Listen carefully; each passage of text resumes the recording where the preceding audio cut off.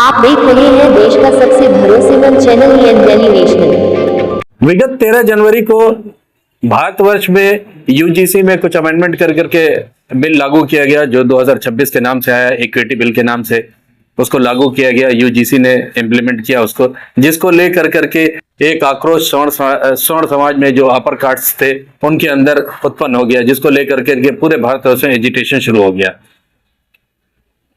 परसों कल की बात है कि उस पर सुप्रीम कोर्ट में जब ये अपर कास्ट गए हैं तो उन्होंने सुप्रीम कोर्ट ने उस पर स्टे लगा दिया है और 19 मार्च तक सेंट्रल गवर्नमेंट से और यूजीसी से उस पर आख्या मांगी है। 19 मार्च के बाद ही ये कंफर्म होगा कि वो बिल कंटिन्यू होगा या उसको विड्रॉ कर लिया जाएगा। हमारे साथ यहाँ पे मौजूद हैं वरिष्ठ अधिवक्ता रत्नाकर सिंह जी। आइए हम उनसे जानने की कोशिश करते हैं कि उस बिल में आखिर क्या था, कि किस वजह से इतना समाज जो अपर कास्ट का था उसमें उबाल आ गया। वो बिल जो आया उसमें इतना क्या था कि जिसकी वजह से जो अपर कास्ट था वो एकदम से आक्रोशित हो गया और आंदोलन होने लगे। देखिए, अपर कास्ट के आंदोलन होने के पीछे कुछ कारण थे। उनको असुरक्षित अपना भविष्य नजर आने लगा। उनको लगा कि इस रेगुलेशंस 2026 से जो यूजीसी द्वारा सभी हायर एजुकेशन सेंटरों के लिए लाया गया था, वहां पर एक माहौल बदल जाएगा। माहौल पूरी तरीके से शेड्यूल कास्ट, शेड्यूल ट्राइब्स और उनके साथ में ओबीसी को एक तरफ करता है और एक तरफ सवर्ण क्लास आते हैं, जबकि विद्यालयों सवर्ण यानी जनरल जो इनमें जो किसी मतलब इस तरह के किसी रूल्स रेगुलेशन द्वारा पोषित न हो, जनरल क्लास में, तो उनके मन में यह असुरक्षा आ गई थी कि यहाँ पर अब हमारे साथ कभी भी कोई भी घटना हो जाएगी, हमारे ऊपर आरोप लगेगा और हमारी कोई सुनवाई नहीं है।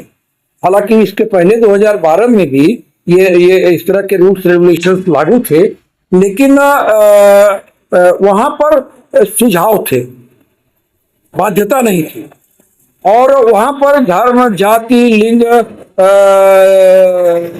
दिव्यांगता, इन सबको लेकर ये भेदभाव को में शामिल किया गया था। और अब इस बिल में सिर्फ जातीय आधार को मुद्दा बनाया गया है। तो इसे लेकर था कि अगर किसी भी शेड्यूल कास्ट छात्र ने किसी जनरल कास्ट के छात्र के ऊपर एक आरोप लगा दिया, अब बच्चे हैं, एक हॉस्टल में रहना है, एक साथ खेलना है, खाना है, एक साथ क्लास में पढ़ना है, या कैंटीन में एक साथ में खाना खाना है, कहीं किसी बात से हमेशा एक आदमी सहमा सा हुआ नजर आए कि हमारे साथ क्या घटना ना हो जाए। क्या डिफरेंस थी जो पहले SC/ST एक्ट था और इस बार जो अमेंडमेंट किया है, सो डिफरेंस क्या है? देखिए, वो इक्वल अपॉर्चुनिटी देने की एक प्रक्रिया है। 2012 भी इक्वल अपॉर्चुनिटी देता था और 2026 भी इक्वल अपॉर्चुनिटी देता है। अंतर सिर्फ ये आया है कि 2012 में एक नियम था कि अगर हमारी शिकायत गलत निकलती है तो हमारे खिलाफ कार्रवाई हो जाएगी। मानिए किसी एक बच्चे के कहने पर, शिकायत सही मिलने पर अगर सामने वाले पर कार्रवाई होती है, तो अगर उसने गलत शिकायत की है तो उस पर भी प्रतिबंध लगना चाहिए। ये मानना था जनरल क्लास के स्टूडेंट का, जिस प्रावधान को इसमें हटा दिया गया और साथ में ओबीसी वर्ग को भी इसमें शामिल कर दिया गया। तो इसको लेकर आप देखिए, बहुत सारे प्रांतों में, बहुत सारे क्षेत्रों में ओबीसी की कुजातियां बहुत ही ज्यादा संपन्न भी हैं, प्रभावशाली हैं, और जनरल कैटेगरी के भी पर भी उनका दबाव रहता है, लेकिन वो भी अब इसमें शामिल मानी जाएंगी। तो इस पर छात्रों का एक मानना था कि ये पॉलिटिकली मोटिवेटेड एक चुनाव को ध्यान में रखते हुए ये एक बिल रेगुलेशंस लाए गए हैं और इसको लेकर बड़ा उग्र आंदोलन चल रहा था। कुछ लोगों ने अलंकार अग्निहोत्री जैसे PCS अधिकारियों ने इस्तीफा भी दिया। तो ये एक गलत प्रक्रिया की ओर समाज जा रहा था। इस पर माननीय सुप्रीम कोर्ट पर अपने अपील की गई है और सुप्रीम कोर्ट ने बहुत ही प्रथम दृष्टया इसको माना कि इसमें भाषा की अस्पष्टता है। हम कई बार अपनी बातों को सही कह नहीं पाते हैं और अर्थ का अनर्थ हो जाता है। आप एक एडवोकेट है, ये जो लाइन आपने बोली है भाषा की अस्पष्टता, क्या मतलब है इसका? कोई भी कानून स्पष्ट होना चाहिए, क्यों बना, किस परिप्रेक्ष्य में बना और किसके लिए बना, कितना प्रभावी होगा। अगर यह स्पष्ट नहीं है और उसमें यह लग रहा है कि वो जनरल कास्ट को, ये जनरल कास्ट के बच्चों को ये संतुष्ट नहीं कर पाया ये रेगुलेशन, कि नहीं उसके साथ ज्यादती नहीं होगी। हमेशा इस आशंका में जनरल कास्ट का छात्र पढ़ा कि हमारे साथ इसमें जब चाहेगा कोई ज्यादती कर सकता है, तो ये स्पष्टता नहीं थी। दूसरा तो पहले भी था कि जब 2012 वाला भी था, तो अगर SC/ST ने अगर कोई इंफॉर्मेशन दे दी, कोई अगर केस कर दिया तो एक्शन हो जाता था। आपने ध्यान नहीं दिया, मैंने भी आपको बताया था कि तब उसमें यह था कि अगर आप गलत आरोप लगाते हैं तो आपके खिलाफ कार्रवाई होगी। वो तो सिर्फ SC/ST के साथ था, यहाँ तो OBC भी इसमें इन्वॉल्व कर दिया। तो वही बात, अगर इसमें भी उनका कहना था कि इसमें भी ये क्लॉज रहना चाहिए कि अगर शिकायत गलत निकलती है तो शिकायतकर्ता यह मानते हुए कि शिकायतकर्ता ने मेलाफाइडी इंटेंशन के साथ एक बच्चे के खिलाफ कार्रवाई करने का प्रयास किया, गलत था, इसलिए वो पनिश किया जाना चाहिए। ये मांग थी जनरल कास्ट के स्टूडेंट। लेकिन रोल बैक की बात हो रही थी, अमेंडमेंट की तो कहीं नहीं बात किया उन्होंने, संशोधन किया जाए इस बिल में या इस तरह का कुछ होना चाहिए। जहां भी एजिटेशन हुआ रोल बैक की बात हो रही है कि वापस लो कानून, काला कानून। क्योंकि एक कानून पहले से एग्जिस्ट कर रहा था और आपने उससे सरपास करते हुए एक नया रेगुलेशन ला दिया, तो उनका था कि इसको वापस लीजिए के तमाम उपबंधों पर आपत्तियां थी। तो यह था कि इसको ले जाइए, रिफॉर्म करके आप ले आइए, जहां एक समानता का अवसर हर को मिले, हर छात्र को मिले, मतलब उसको ये कहीं से न लगे कि मेरे साथ। देखिए अमेरिका में एक व्यवस्था है, नस्ली आधार पर विद्यालयों की व्यवस्था है, क्योंकि वह नस्लवाद ज्यादा है। सुप्रीम कोर्ट ने कहा कि क्या आप अमेरिका के उस नस्लीय ढांचे को अपनाना चाहते हैं? यह नहीं होने पाएगा। दूसरा उन्होंने कहा कि 75 साल की संवैधानिक यात्रा का क्या शून्य मतलब निकला? क्या हम वापसी की ओर अग्रसर हैं जहां से हमारा समाज चला था? देखिए यह सुप्रीम कोर्ट भी मानती है कि आज भी शेड्यूल कास्ट और शेड्यूल ट्राइब्स के तमाम ऐसे क्षेत्र हैं जहां पर विकास की कोई स्थिति नहीं बनी है और वास्तव में उनकी स्थिति काफी दयनीय है। इसलिए उनको प्रोटेक्शन भी चाहिए और रिजर्वेशन भी चाहिए। ये समाज की ही नहीं, वक्त की भी आवश्यकता है। लेकिन जो उसमें क्रीमी लेयर के हैं, जो संपन्न हो चुके हैं, अगर वो भी पाते हैं तो ये थोड़ा सा, ये बात का विषय मत था। ये क्या गवर्नमेंट ये चाह रही है कि पूरे समाज को, खास तौर से जो एजुकेशन लेवल है, हायर एजुकेशन जिसको कहा जाता है, प्रोफेशनल और हायर एजुकेशन, जिसके बाद जो IQ बच्चों का बढ़ जाता है, उसको दो हिस्से में बांटने की कोशिश कर रही है। देखिए ये हम नहीं मान सकते। हर कानून के पीछे आप निगेटिविटी को मत लीजिए। अगर आप खड़े हैं, आपकी परछाई पीछे जा रही, तो आपके सामने रोशनी भी है। यानी कि जहां आप खड़े हैं, आप अगर चाहेंगे तो रोशनी देखेंगे और चाहेंगे तो पीछे की परछाई देखेंगे, अंधेरा देखेंगे। मेरा कहना है कि उन्होंने समाज में इक्वालिटी लाने के लिए इस रेगुलेशंस को लाया, लेकिन कहीं ना कहीं नीतियां बनाने में कहीं ना कहीं कोई चूक हुई है, और चूक छोटी मोटी नहीं हुई है, एक बड़ी दरार पड़ गई। तो जब इस तरह की बिल ड्राफ्ट होती है, चाहे पार्लियामेंट में हो, चाहे जो ब्यूरोक्रेट्स वो करते हैं, तो क्या इन एस्पेक्ट्स पे नहीं राय लिया जाता है या इन एस्पेक्ट्स को देखा नहीं जाता है?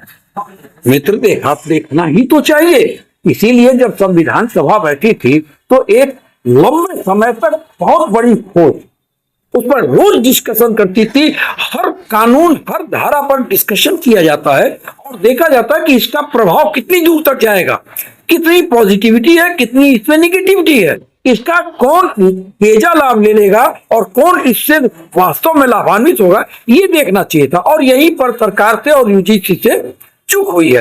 हालांकि इस ड्राफ्ट कमेटी के जो चेयरपर्सन दिग्विजय सिंह, जो कांग्रेस के नेता हैं और MP के पूर्व चीफ मिनिस्टर भी हैं, उनका कहना है कि जब हमने अपनी प्रस्तुतियां भेजी थी तो इसमें गलत शिकायत करने पर सजा की प्रावधान को हमने नहीं हटाया था, सॉरी, इसे UGC ने हटाया।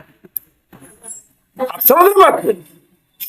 तो ये कहीं चूक हुई है, जानकर भी अनजाने में हुई। ये कमेटी ने जो ड्राफ्ट बिल दिया, उस ड्राफ्ट बिल में अमेंडमेंट कर करके यूजीसी ने इम्प्लीमेंट किया, हम जैसे यूजीसी कमेटी बनाई, जैसा कि उसके प्रेसिडेंट बोल रहे हैं। यूजीसी ने कमेटी बनाई, कमेटी ने एक रिकमेंडेशन दे दिया, फाइनल पास करने की अधिकारी तो यूजीसी है, जिसके दस्तखत से वो